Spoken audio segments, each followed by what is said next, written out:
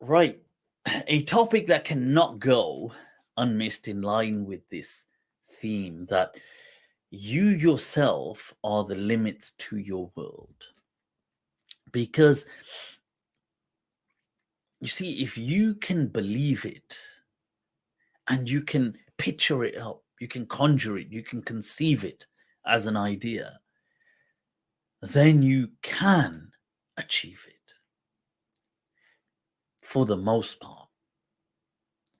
Now, part of what may stop you is one, that takathur which we spoke of, being distracted. This is where Kafka had said, what distracts you is evil. So, okay, you have the distractions, but then what else holds you back?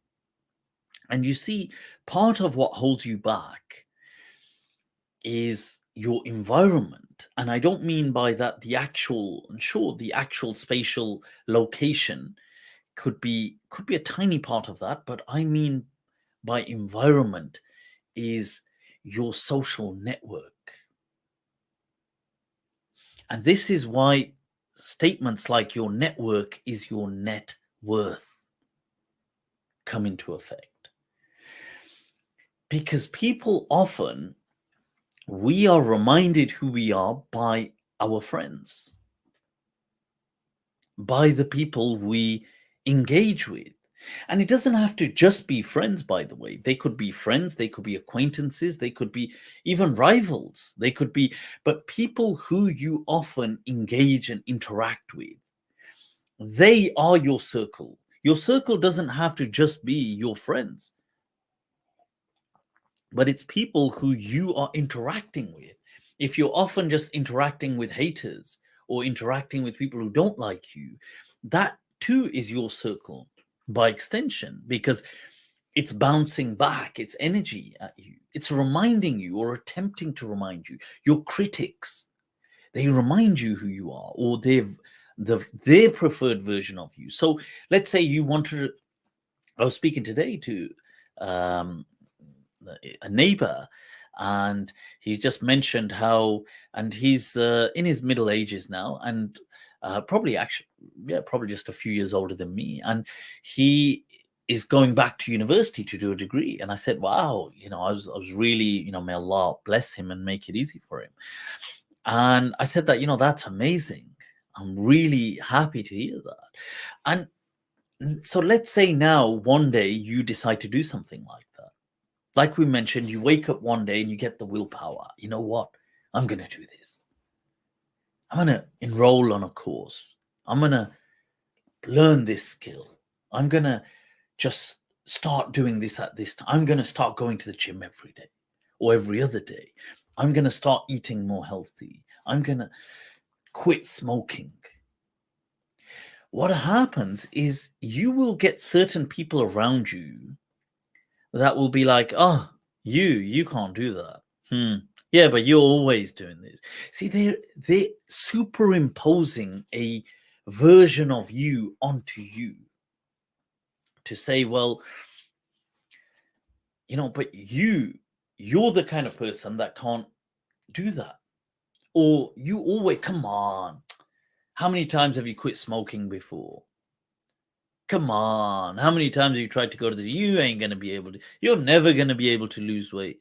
You're never going to be able to eat healthy. Come on. You're never going to, you never used to study when you were at school. Now, I'll tell you the worst type of bombardment of these things, and the most effective, in a bad way, I mean effective, bombardment of this nature is when it comes from people who are friends or friendly, that circle. Because when it comes from just people who hate you, you might block it out. Say, well, you know what? I'm going to prove them wrong. I'm going to prove them wrong. And that might motivate you. But when your own friends, family, that circle say it to you, your guards are, your guard is down. And then you too start to just believe it that, yeah. See, they keep reminding you who you are.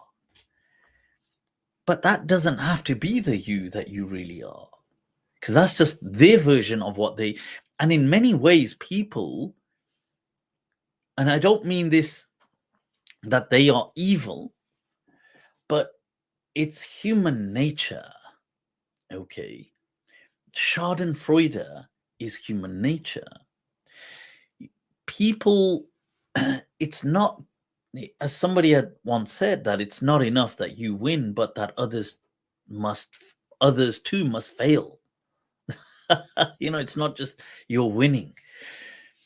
You see, if you start to do spectacularly well, let's say you're in a circle of friends and everybody's just, they're not just pastime. They don't really, not achievers. They're non-achievers, really. And all of a sudden you pull your act together and start achieving. It makes them feel double worse, because a person compares himself with his company and he thinks, well, So in some way, when people aren't achieving, it serves the collective interest that you don't achieve either, even if it's at a subconscious level, but it does, because otherwise it makes them feel like trash, that they feel like, what the hell, how come he's doing what? Why am I such a waste? And so this is why, if you find yourself in such circles, you have to start changing them.